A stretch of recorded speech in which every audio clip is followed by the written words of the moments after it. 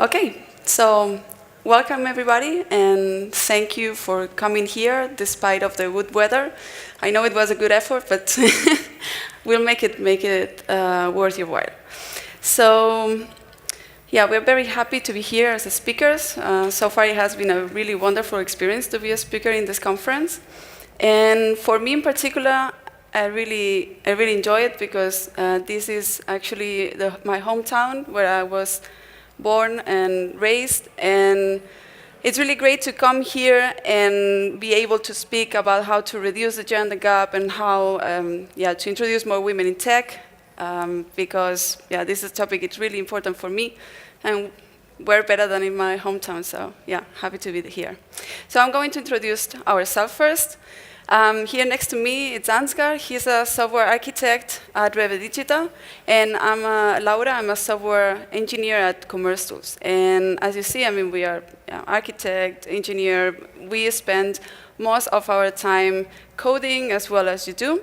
But at some moment, we decided that this was a very important topic. So we brought some initiatives to our companies. At the same time, we were still doing our regular jobs. But because we thought it was really important, and that's the reason why we are here, because we want to give you some ideas, some hints, some advice, so that you can do the same in your company. So I'm going to start by showing you this picture. This is me when I was 4 years old, and it was taken here in Barcelona in the 80s. And it's a little bit hard to see, but I'm playing with a spectrum here. Now I hope it's a little bit easier to see.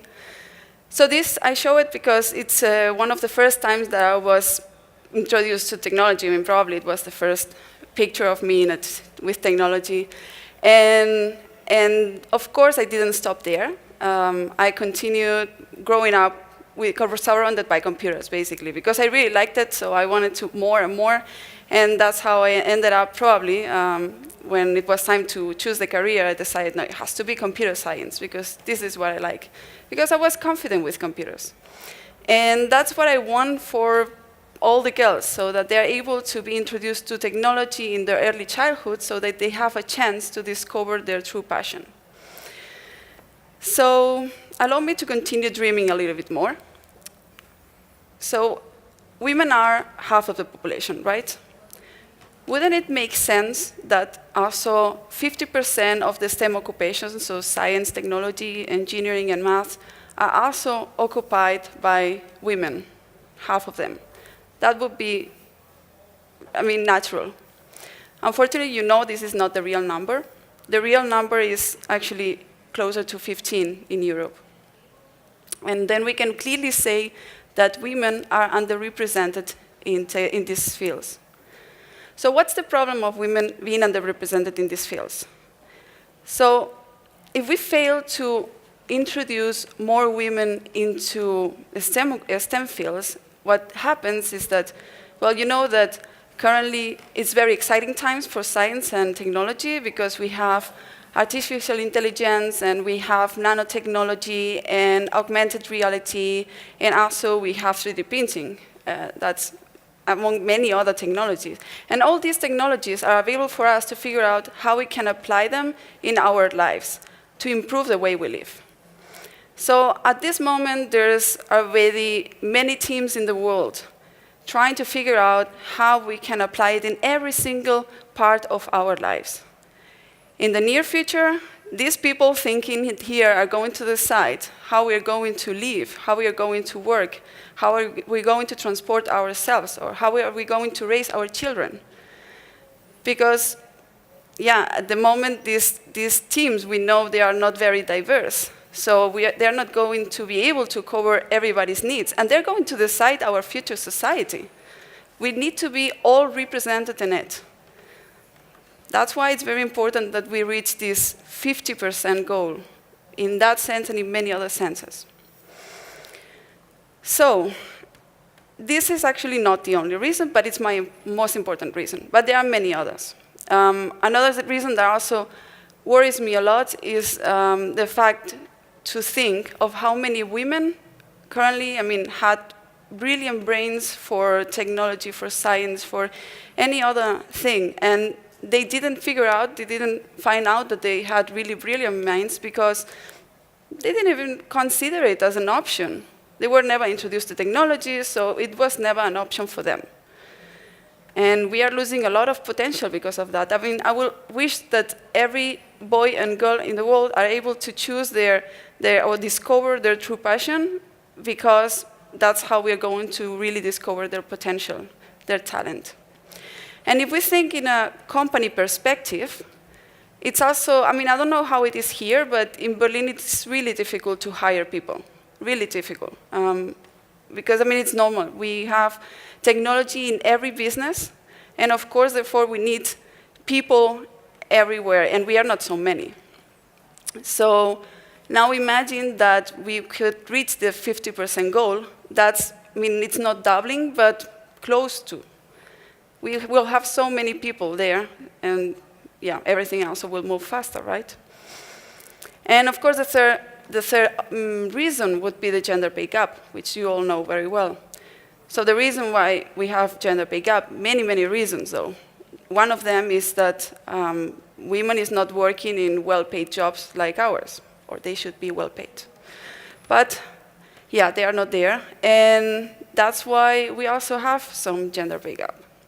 By the way, the World Economic Forum, in the last estimation that they did in December last year, they estimated that the gender pay gap is going to be closed in 202 years. And yeah, that's not around the corner. I mean, the good thing is they are going to be closed, right? But it's not going to be in our generation, nor the next, nor the next, nor the next. And we have to really accelerate this. Now, we have seen why we need more women in technology and in other fields. Why don't we have more women in these fields? So there's an OECD report. So OECD is this organization that does also the PISA reports, the educational ones. Some years ago, they did a special report about diversity. And one of the things they have in the report is that less than 5% of the girls want to pursue a career in computing or engineering. Less than 5% compared to almost 20% of the boys. And that's, yeah, the same in Europe, more or less. So I wanted to find out why, and as I started gaming, that was my motivation to come into computer science, and probably it's many of you also the reason. So I looked into gamings, of course. And you know that yeah, girls have never been associated with hardcore gamers. But actually, since we have smartphones, since we all have smartphones in our pocket, actually girls have been playing more and more, I mean, in a daily basis. So it is true that, yeah, maybe girls are not still playing many on consoles, I mean, Wii and this kind, but not so many, but in smartphones they're playing a lot. So I wanted to see what kind of games they were offered. And that's why I went into Google Play Store, and I searched for the word boys to see what it will bring me. So what it bring me is these kind of games. They were quite diverse. I mean, there's really a little bit of everything. There's no particular color or no particular style or anything. It was quite generic. So then I went and I searched for girls. And one would expect to receive such a neutral results, right? What I saw is this kind of results. So there's a clear color predominant. It was pink, almost everything. Also, the topics were how to be singer or model, princess, hairdressing, nail polishing, makeup, these kind of things. So I decided to go into another perspective. So instead of the games that were offered to girls, I wanted to see games like STEM games that are these kind of sets, technology, I mean electronics, chemics, and to do experiments and learn by playing. And I wanted to see what do they look like. So I went to Amazon. I must say it was Amazon Germany. And I looked into the first 50 pages, and what I saw is that like half of them were picturing only boys on the cover, and the other half were picturing boys and girls together. So it was already quite bad, the fact that only boys in half of the covers. I mean, that means that half of the games are not targeting girls. But actually, that was not the worst part. For me, the worst part was that I found like 3 or 4 games that were picturing only girls, but they looked like this.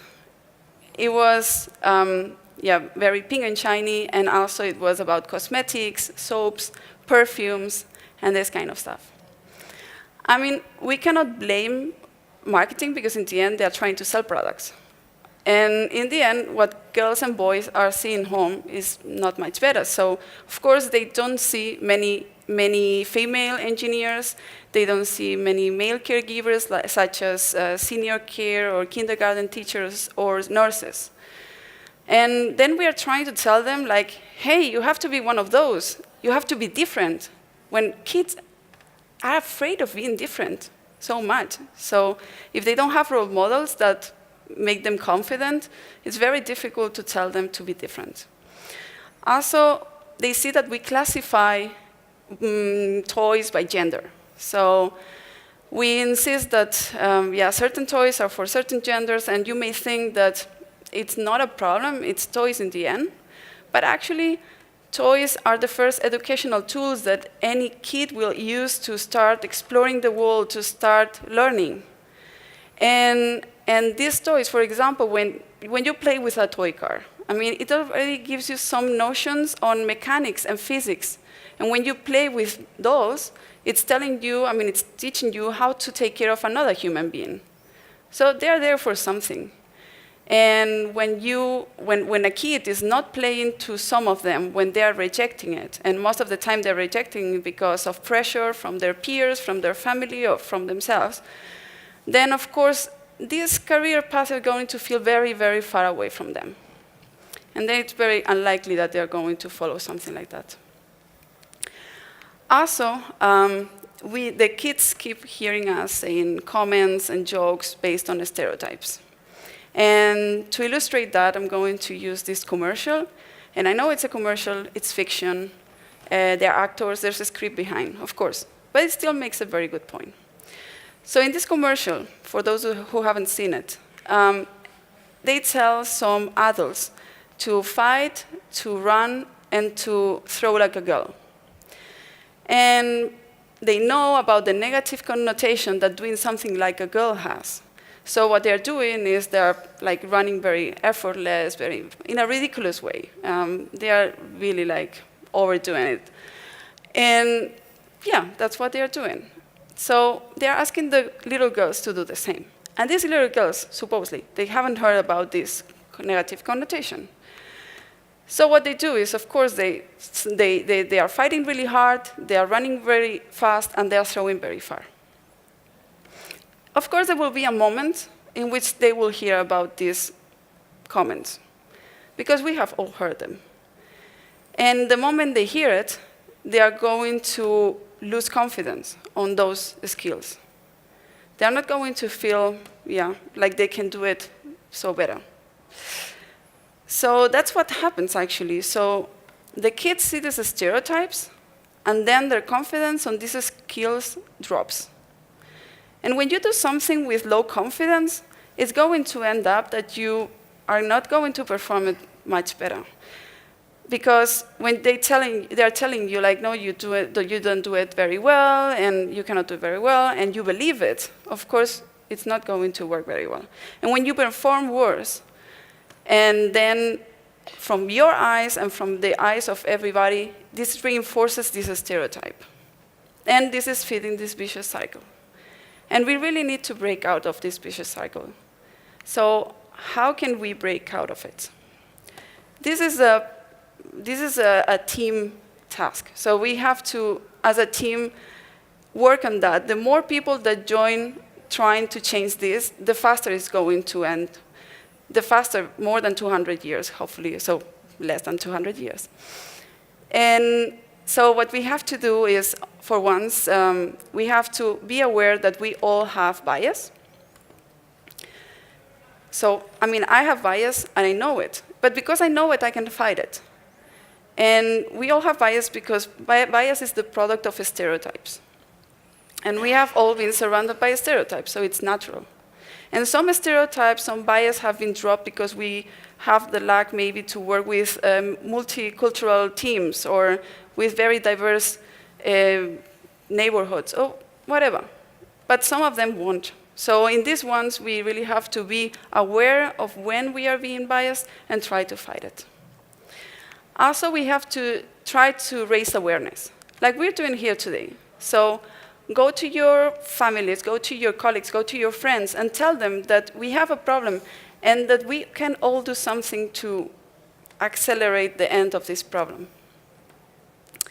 And last, we can also compensate with positive discrimination. And this can be a little bit controversial because you're trying to fight discrimination with discrimination, right? That may sound weird. But actually, you have to think that ideally, kids, boys and girls will start in the same starting point, right?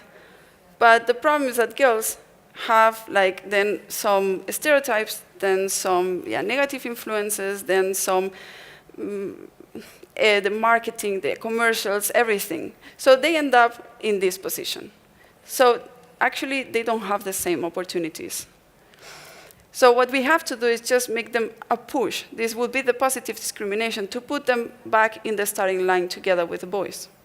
Or if it's the boys what you're trying to help, then it will be the other way around, right?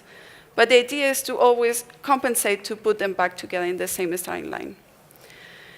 So this is precisely what now my colleague Ansgar is going to explain you how you can do it. Yes, so I think we can agree that there is a problem, and we all see it around us. When you look around at conferences, when you look around in your offices, you probably see those 15% women working there, and this is something we think we definitely need to change. So we also learned that stereotypes kick in very early in the childhood. So what we think is that we should start focusing on it at the age around 6, and we should start early, and we should enable the girls to play with technology and get some connection to technology. Playing with technology is the other thing. So they are still kids, right? So they want to play, and it's very easy for them to learn something during the play. The only thing is that you have to break it down a little bit. And the good thing about this one is everyone who is a developer or works in software engineering knows how to break things down. This is what we do all day long. So you got a big problem, you make multiple smaller problems out of it as long as you can fix those small problems, and then you're putting it all together again and solve probably the big problem. And this is what you probably have to do when you work with kids. Then you probably need to just figure out a way to make it a little bit smaller and give them a good start with it.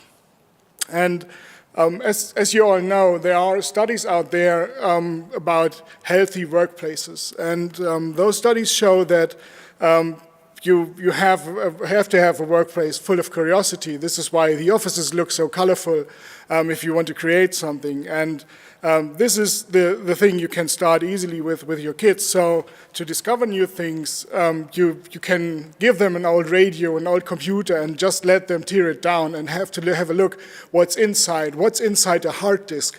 How does the disk really look like? So it's probably a little bit out of time because hard disks are getting less and less produced, and it's tricky to find one. But those things, you probably never use them again, so you can just give them, open them up, and see how they work from the inside. When we talk about exposing kids to technology, we should also talk about those conferences we are going to as a speaker, as attendees. And this is another way to just give your kids an environment where they see technology, where they see other people working in technology and see those more or less diverse groups, but at least they see role models there, and they can they can adapt to it and they get exposed to technology, they get used to it. So start thinking about it, bring your kids to conferences. And when you buy your next ticket, ask if there's childcare at the conference where you can take care of your kid and where you have a quiet room for this. Or if you submit a talk, ask if you can bring your partner to look after the kid while you're giving the talk. So there need to be a second ticket maybe, something like this. So, and there are already good examples out there. So when we have a look, this is a tweet from Trisha G. She's working for JetBrains. Sorry. And she found a parenting room at QCon in London and was obviously surprised, but this is the way it needs to go. So you need to find a place where you can take care of your children, where you have a quiet area, no one comes in and goes out all the time. So this is one start conferences can do. Even more of this is Sébastien Blanc, working for Red Hat, and he's even giving talks together with his kids. So he brings his kids on the stage, giving talks with them about probably about similar things we are talking about in the second part. So think about those things and think about how to integrate kids with your technology life and bring them to the offices, bring them to conferences. When we speak about curiosity, the thing is that it is not a problem that you have an ambitious goal to tackle. So we think give kids challenges they can tackle for a long time, but in the end they will solve it. So from my person, it was the same as Laura said. So I started somehow with gaming. So there was a computer. I want to put the games on it, and I somehow need to figure out how to compile a Linux kernel. Back in this time, there was all those modules in the kernel, and you have the right module or the wrong module for the graphic card in there. So you need to figure out a way how to get the graphic card working to play games on the computer. And you might think this is nothing for 12 or 14-year-old kids, but in the end, you try over and over again. I cannot remember how often I installed Linux again from the disk and then tried it again, compile, nothing works anymore, okay, start over. So this is the way you learn things really well. In nowadays, it's probably starting with tearing the old hard drives apart, but to figure things out, it's probably more like 3D printing. So get a 3D printer to work, connect it to your computer, because no one needs to compile Linux kernels anymore in the sizes of how many gigs of RAM you have in your computers. So, and probably this is the way most of you started your technology career. So you somehow figured out this could be interesting. You open it up, you have a look inside, wondering what is all this about, and gave it a try. So why not moving on with this? Speaking of curiosity, this is something we also do in our company. So we organize several events all over the company where we invite colleagues from different departments, not only from technology, and bring their ideas into those events and have a few days working on those ideas beside the day-to-day work. So there's always something more important than the next technology stack you learn from the conference, the next idea, and there's always some feature request which is more important. So we have a time where we have 1 week, 3 days to work on those crazy ideas and bring them to life as far as we can. Other companies are doing this as well, so the idea or the recommendation is just go to YouTube and search for hackathons and hack weeks, hack days, and you will find videos from those companies and see what they do for the adults. This is the thing you can do in your company if you want to have fun. And what we did is we decided, okay, we have this running for several times. And we know it's working for the colleagues and for the adults in the company. Why not, and walking around in conferences, you see DevOps for Kids, you see JavaLand for Kids, there's JBCN for Kids. So the idea was basically to use this event and make a prequel of it, where we invite 30 girls to the company at the age from 7 to 17. So it should be kids, no adults, teens, obviously.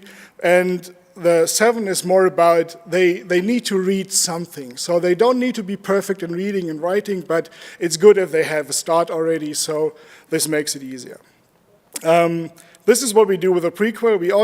You can also look around. There's Girls Who Code, there's Women in Tech, DevOps for Kids, and you find plenty of material there, what you can do with the kids in this day. The last thing is we learned in the first part from Laura why we think it's important to start with a group of girls only and why we don't want to have a mixed group there. This is the main reason we have, but we also talked to other people organizing those events, and it seemed to be easier to not have boys in there grabbing the keyboard the moment it doesn't work and let me figure this out and I will code this and you would just have to look. So we want to avoid this situation very clearly. And this is another reason why we decided to go for a homogeneous group of girls. And of course, parents bring their kids, co-workers asking us, why don't you organize it for mixed groups, or why don't you organize it for boys? I have 2 boys, I have no daughters, and they also want to attend. And with the first event we organized, we sat together afterwards in the group of the people mentoring there, and one colleague came up with a very good answer, and this is the one I always give since then. So we will organize it for everyone the moment the gender pay gap is closed. So it's up to you. It's up to you to make it less than 200 years until we offer it. So we do it on Sundays. It's our time, and this is our decision to focus on girls. And the moment this is solved, we don't have a problem to solve, and then we can focus on everyone. So let's have a look how such a day looks like. So we're starting in the morning. It's a Sunday, as I said, so we're starting in the morning. We take over the kids, and we have breakfast together. So the parents are not there anymore. So they probably get a tour through the office, but then they leave. So they are not there the whole complete day. We get to know each other, the kids get to know each other, and we do some warm-up games. Where do you come from, sort by age, so things like this. Next step is, what is a computer and where are computers? How do they work? So very easy things, and how do they work? Probably not, but you can, again, reduce it and then tell the simplified version of instructions and probably a bakery receipt. You can compare to this. So computers are everywhere. They are in washing machines, in cars, in your radio, in your laptop, in your mobile phone, obviously. So this is the things you can discover there. In the morning, we also use Scratch. You see later, just to play around, there's a short introduction into Scratch, which is a block programming language you can use online in the browser, which is very easy to handle. So this is the first contact with real programming. And after every block, we also introduced a short retrospective, like we do in our day-to-day work life. So when the sprint ends, there's a retrospective, what went well, where did you need help, where could you give help someone else in the group. So these are the things we are asking there. And what we also do is we are working in pairs, so also adapted from our work life. So we are doing pair programming 1 day long, so with the kids as well.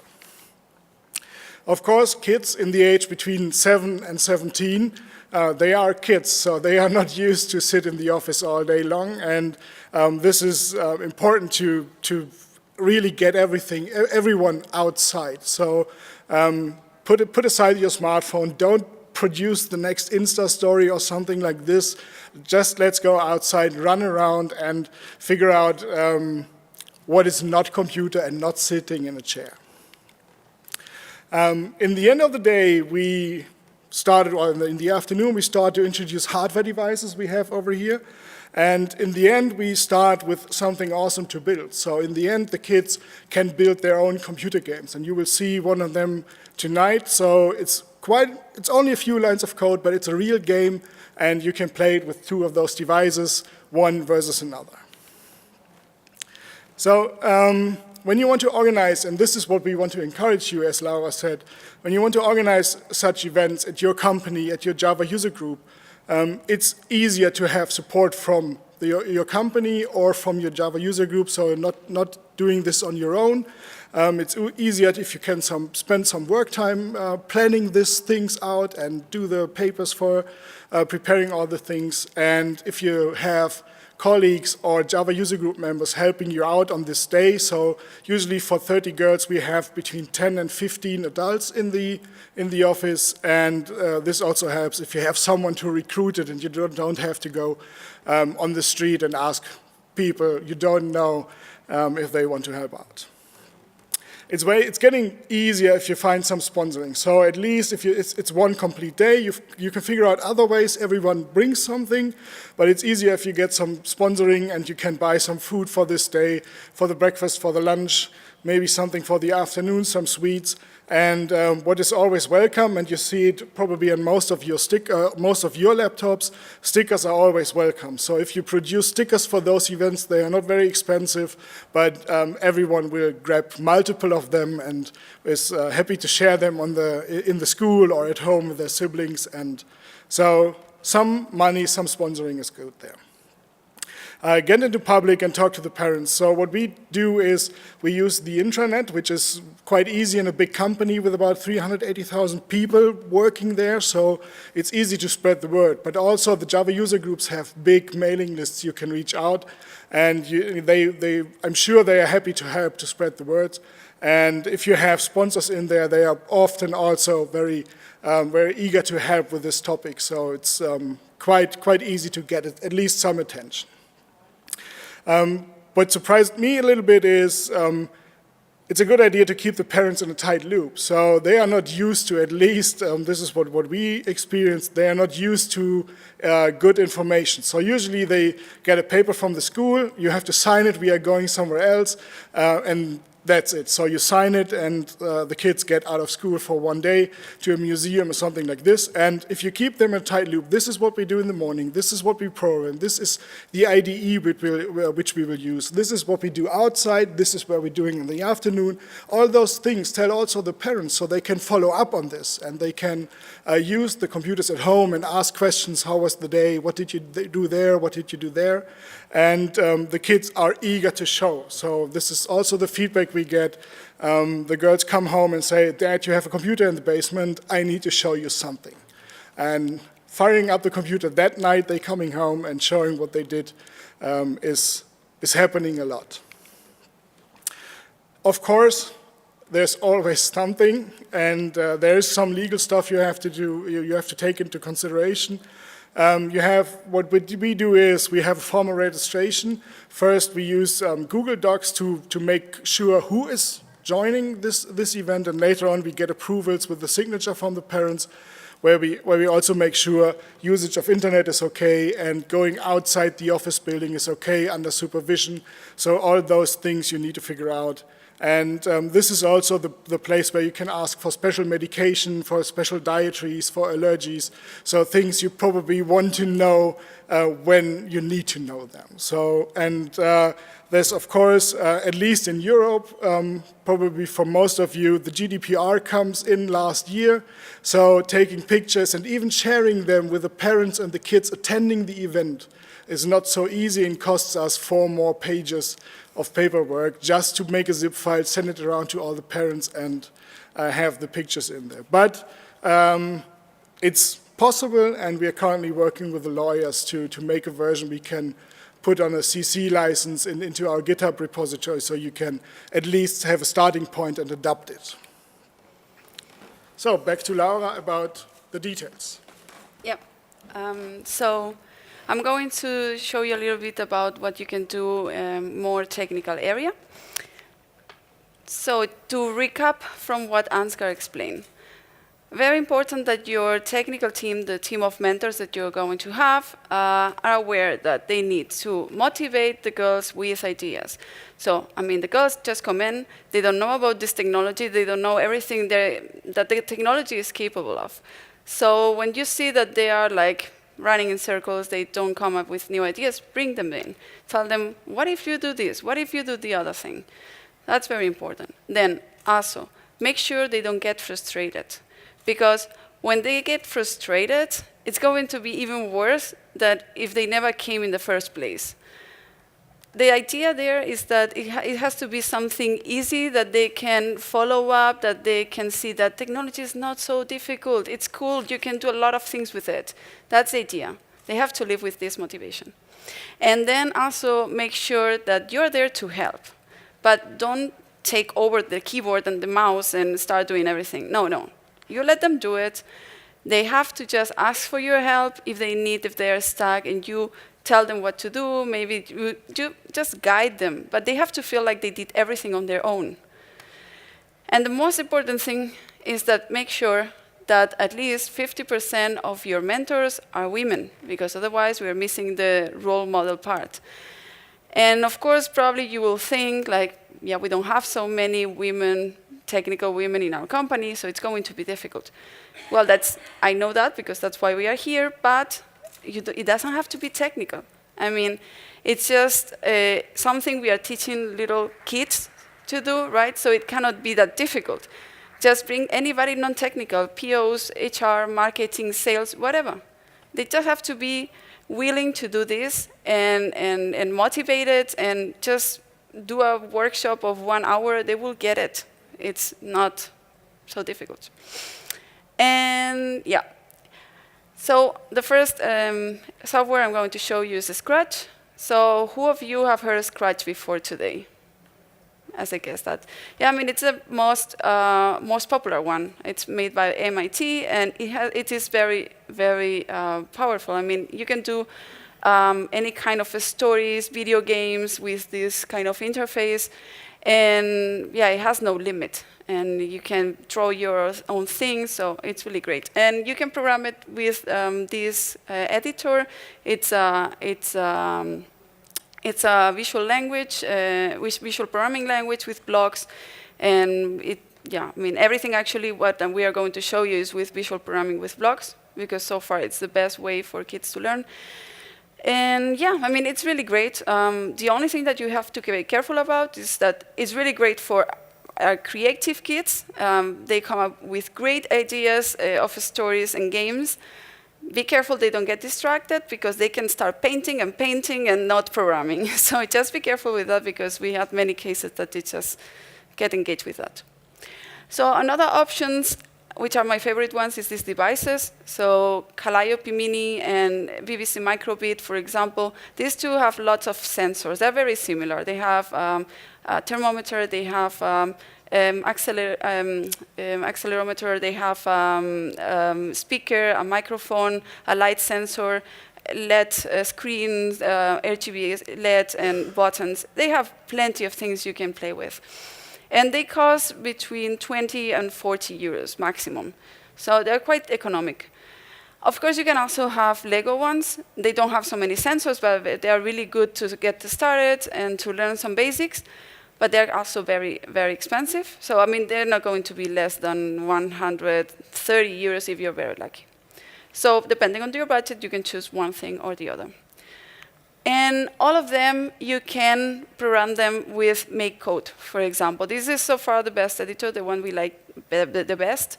And it's great because, well, I mean, all this, you have, of course, the blocks there, and you have also a virtual device that you can use without having to download it every time to the device. That's good. But the best part of it is, if you look up there, it says JavaScript next to blocks.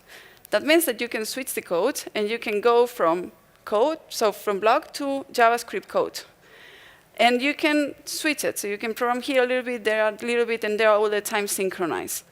This is a great way for kids to go from a visual programming language to something that is more used in our daily business.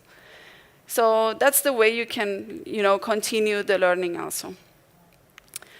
And yeah, now for the ideas. So start the sessions with very basic stuff. Just tell them to do something like that has an input and has an output. So for example, press a button and show your name, or shake the device and show the temperature. Something that they can just explore all the sensor, all the devices, all the buttons and all the LEDs that it has. Once they know the way around, then tell them to do something that they can apply to real life, like a thermometer. So that they can, there's a light maybe that shows blue or or red or green, depending on the temperature of the room. That's a possibility. They already do some conditionals, and so it's already a cool thing to taste.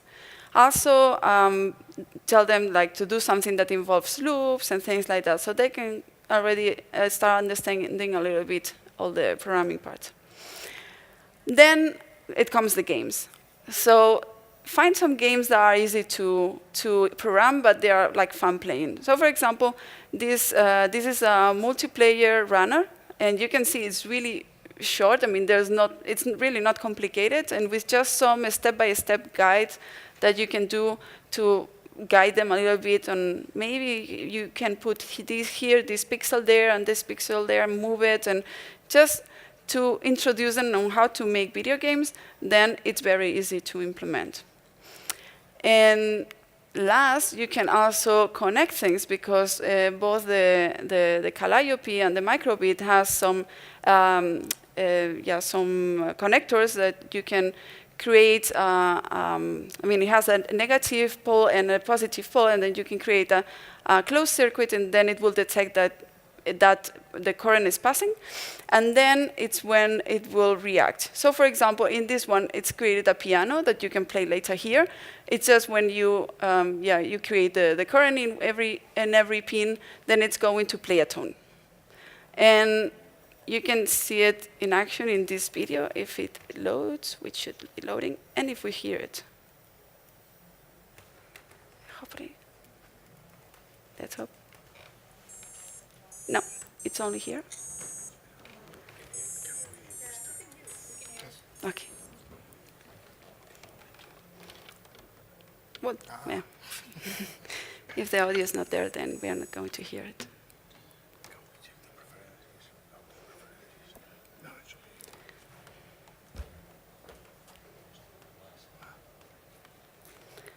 Oh, well, I mean, we can also hear it there. It was playing music. I mean, you can see it's just the forks and everything you find there, scissors, and you just, with the negative pole, then you touch every one of them and it plays a different sound. And you missed that I was playing some nice music there, but it's a pity. Anyway, so let's open it. Well, okay, now it's just small anyway. So anyway, you can find all the code, all the different code for all these games, all these ideas that we show them. You can find it in this repository, and and then you can come here to see these books that they are very interesting because they are trying also to break some stereotypes. There's some games there, the asteroids and the piano and the multiplayer runner. And yeah, so thank you very much for coming. And do you have any question?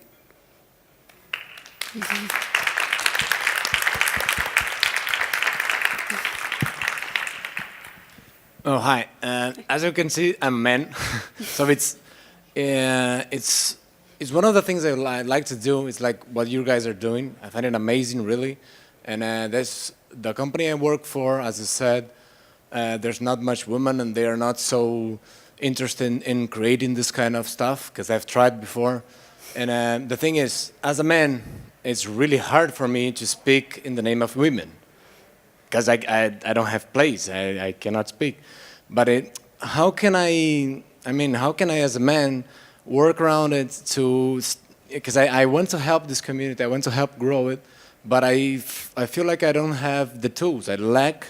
I don't know. I don't know where to start, basically, because I don't know, the motivation inside the company, inside the girls in the company, is really hard for me. So as a man, how can I help?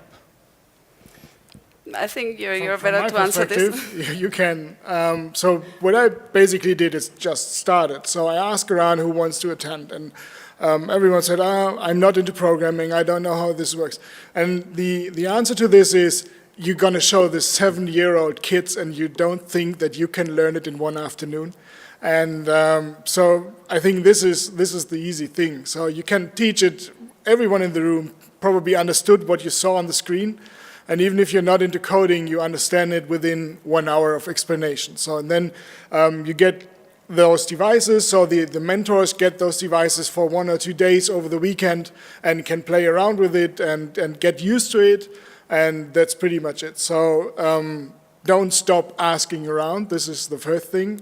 Probably don't start in your company. If your company wants to support you, but there are no people who wants to support you, ask your company to sponsor and use the Java user group to recruit people working with you on this topic.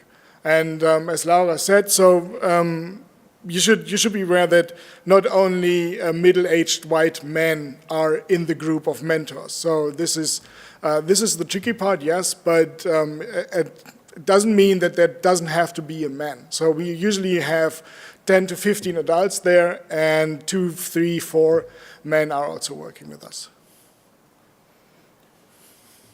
More questions?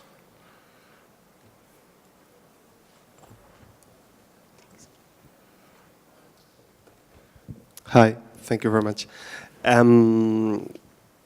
Okay, I suppose, or in my mind, mathematics, physics, and obviously computer science are disciplines where the gap between genders shouldn't exist.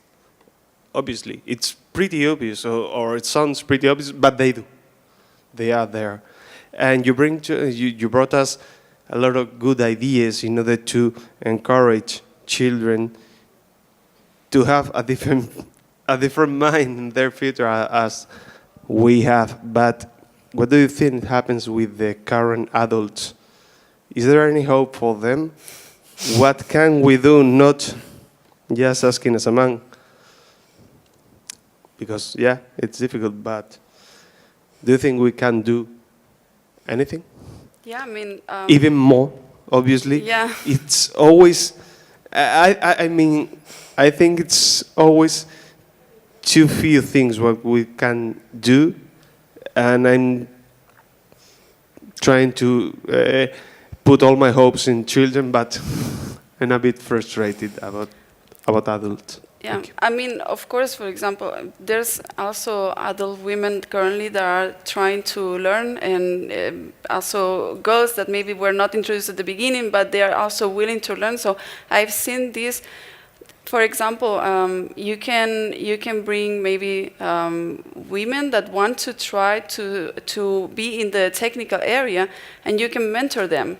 So I'm mentoring also a woman in my company that started just 1.5 years ago with technology, and I'm there mentoring her every day to make sure that she gets to be a really good developer. And so you can do mentoring for sure, and of course make sure to also apply processes maybe in your company, suggest processes that help in removing the bias. For example, one thing I try to put in my company, and it's a little bit difficult, is to remove the names from the applicants. So when you get the curriculum and you already see that it's a woman or whatever, and it's coming from this place, and I don't know, you're already like building a lot of stereotypes, biases and stuff, and you cannot help it, you know? But what you can do is maybe remove the name so that the first pass, I mean, of course you're going to talk to that person anyway later, but for the first step, they already pass in equal opportunities.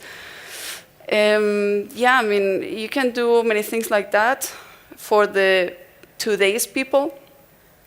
And yeah, and of course trying to also make sure that people around you understand that and do the same as you probably will do, that is like try to realize all the bias that we have and fight it. And even in companies we all work for, make sure that that there is no gender pay gap. So make sure that men and women earn the same money for the same job, and that this is at least taken care of in your company. So you can start in your own workplace and go to your boss and tell him about it and ask, how is it handled in this company? Who is taking care of this, and who is in charge for making sure that this is not happening? Yeah, also internal recruiting that is fair and that is taking everybody into account and not so much by finger. There are many things that can affect that women get into higher positions or in different positions. So. Half a minute left. Maybe we get one more question.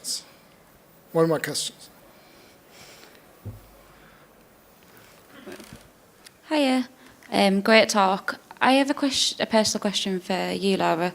I find these days with the positive discrimination that sometimes it works against us, and that people think because we're getting this positive discrimination, a lot of comments I've got from being invited to conferences and talking at conferences have been that it's just because I'm a woman and they just let them in to anything now, and I find that annoying that sort of diminishes the work that you've put in.